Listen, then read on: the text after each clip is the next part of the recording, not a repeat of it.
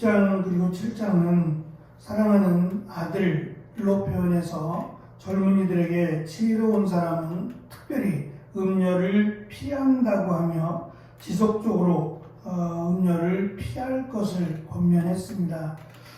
여러 가지 죄의 유혹이 있지만 그 가운데 가장 대표적이고 가장 데미지가 큰 이 죄가 바로 이 음녀의 유혹이라고 하는 것이 지혜자의 생각입니다. 특별히 우리가 읽은 말씀 그 이후까지 계속해서 지혜자는 왜 음녀를 피해야 하는가에 대한 구체적인 설명을 합니다. 지혜라고 하는 하나님의 계명과 율법을 가까이 하면 그 지혜가 음녀로부터 그를 지켜줄 것이라고 지혜자는 강조했습니다. 그 강조에 이어서 음녀가 유혹의 표적으로 삼는 지혜 없는 자라고 하는 말을 사용해서 가상적인 상황을 설정을 하고 지혜 없는 자가 되면 이러한 행동을 하고 이렇게 된다라는 경고를 합니다. 어리석은 자라고 하는 말과 지혜 없는 자라고 하는 것은 동일한 의미입니다. 하지만 어리석은 자라는 말 대신 지혜 없는 자라는 표현을 쓴 것은 앞에서 지혜를 설명했고 그 지혜가 없는 사람을 강조하기 위함이에요. 어리석은 사람은 지혜와 무관하고 그냥 자기의 뜻대로 자기의 생각대로 살아가는 사람입니다. 하지만 지혜 없는 자는 지혜를 줬는데 그 지혜를 가지고 있지 않는 사람을 의미해요. 그러니까 그가 지혜 없는 자가 된 것은 어리석기 때문이기도 하지만 지혜가 허락한 가르쳐준 지혜를 외면했다라고 하는 의미가 더 많습니다. 지혜자가 집에서 창밖을 내다보니 어리석은 자들 그는 창밖을 내다보니까 어리석은 자 다시 말하면 지혜 없는 자를 보았다라고 말을 합니다.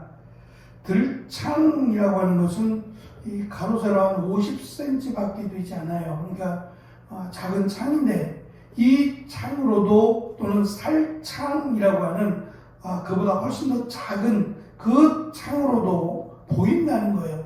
지혜 없는 자의 행동이 두드러지게 보이는데 문제는 자신은 조심스러워하는 것처럼 아주 조심스러운 행동을 하는 것처럼 자신을 그렇게 포장하지만 지혜 있는 자가 볼 때에는 작은 창으로도 그가 지혜 없구나 라는 것이 보인다는 겁니다.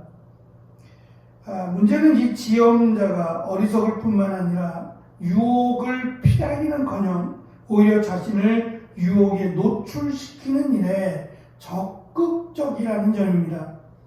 그는 일부러 음녀가 사는 쪽을 향해서 음녀가 사는 집을 향해서 나아갑니다. 그것도 어두울 때 9절에 보시면 저물 때, 황혼 때, 깊은 밤, 흑암 중에 특별히 이 빛 가운데가 아니라 어두운 가운데 있는 시간들 그 시간들을 택해서 음녀가 사는 집을 향해 나아간다라고 말합니다.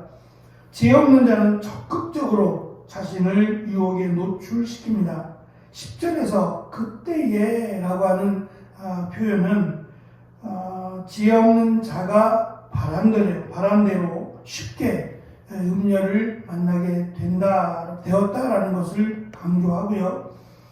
음녀는 지혜 없는 자가 다른 선택, 다시 돌아가지 못하도록 적극적으로 맞이합니다. 자기의 집으로 끌고 가기 위해서 음녀는 밖에서 기다리고 있습니다. 지혜자는 지혜 없는 자를 유혹하는 여인을 소개합니다. 한글 성경은 그녀가 기생의 옷을 입었다고 번역을 하지만 그의 직업이 창녀이기 때문은 아닙니다. 이어지는 내용이 그가 이미 결혼을 한 여인이라는 것을 강조하고 있기 때문에 창녀라고 하는 직업을 설명하기 위한 옷이라기보다는 유혹하기 위해서 입은 옷으로 이해하는 것이 더 좋을 것 같습니다. 11절에서 그녀의 발이 집에 머물지 않는다라고 하는 의미는 첫 번째, 지혜가 사람들을 찾는 것처럼 음료도 사람들을 적극적으로 찾아 나선다. 그래서 12절에 보면 어떤 때에는 거리, 어떤 때에는 광장 모퉁이, 또 모퉁이에 서서라는 말로 기다리고만 있지 않는다는 거예요. 찾아 나선다는 거죠. 그것도 많은 사람들이 모이는 그런 거리나 또는 광장 모퉁이에서 적극적으로 찾아 나서고 또 찾고 있다라는 것을 강조합니다. 두 번째는 이 그녀의 발이라고 설명된 발이 성경에서는 성기를 뜻하는 완곡적인 표현입니다. 그래서 이 신발을 벗다라고 하는 뜻이 그녀에게 포기하겠다라고 하는 의미도 있지만 또 더 이상 관계를 갖지 않다라고 하는 의미도 갖고 있습니다. 이 말의 의미는 결국 그녀가 집에 머물지 않는다는 것과 연결해서 결혼 관계가, 이 부부와의 관계가 성실하지 않다라는 것을 의미하고, 가정을 소홀히 하지 못하고 밖으로 자기의 관심을 밖에 관심을 두다라고 하는 의미에서 건강한 그런 가정이 아니다라고 하는 것을 지금 상징적으로 설명합니다. 건강하지 않기 때문에 라는 설명은 없습니다.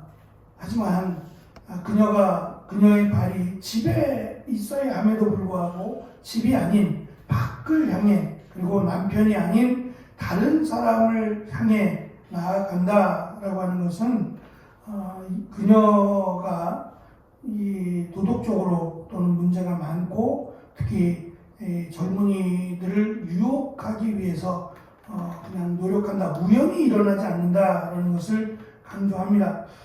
솔로몬의 입장에서 자신의 이야기가 아니라 만약 아버지 다윗의 이야기를 염두에 두었다면 어머니인 밧세바는 결코 아버지인 다윗을 유혹하지 않았어요. 이 지형적인 특징으로 다윗이 머문 왕궁이 더 높았고 그 밑에 멀지 않은 곳에 우리아의 집이 있었다는 얘기는 그가 충신이었다는 얘기입니다. 충신들은 그 왕궁 옆에 더 가까이 살았기 때문에 보였다라는 의미는 가까이에 살았다라고 하는 의미이기 때문에 어머니는 지금 전쟁 중이었고 이 전쟁 중에 왕이 전장에 나가 있어야 되는데 전장에 나가 있지 않고 왕궁을 거닐고 있었다라고 하는 설명을 앞에 하고 있어요. 그러니까 다윗이 왕궁에 있으리라고는 생각하지 않았다는 거죠. 밧세바가 그것을 알았을 리도 없고 그런 상황에서 빚어진 일이기 때문에 밧세바는 지금 집 밖을 나가지도 않았고 집 안에서 씻고 있을 때 일어난 일이기 때문에 밧세바는 유혹하는 여인이 아니다라고 하는 것을 의도적으로 밝히고자 하는 것은 아닌가라는 생각을 합니다. 어쨌든 이 기다리다라고 하는 단어가 그냥 막연하게 기다리고 있는 것을 의미하는 것이 아니라 마치 그 들짐승이 자기의 먹이를 잡아채기 위해서 숨어있는 모습을 설명하는 단어예요. 그러니까 이 음녀는 자기의 먹이를 또 젊은이를 유혹하기 위해서 지금 숨어서 자기의 그 삼킬 자를 찾고 있다라고 하는 것을 설명합니다. 결국 이 음녀는 음녀를 만나게 될 확률은 또 음녀로부터 유혹을 받을 확률은 굉장히 높은 반면에 피할 가능성은 기다리고 있기 때문에 피할 가능성은 매우 낮다라고 하는 것을 가르쳐 주므로 지금 앞에서 설명한 몇 가지의 지혜가 있습니다. 어리석은 자가, 지혜 없는 자가 행한 것을 참고하면 되겠죠.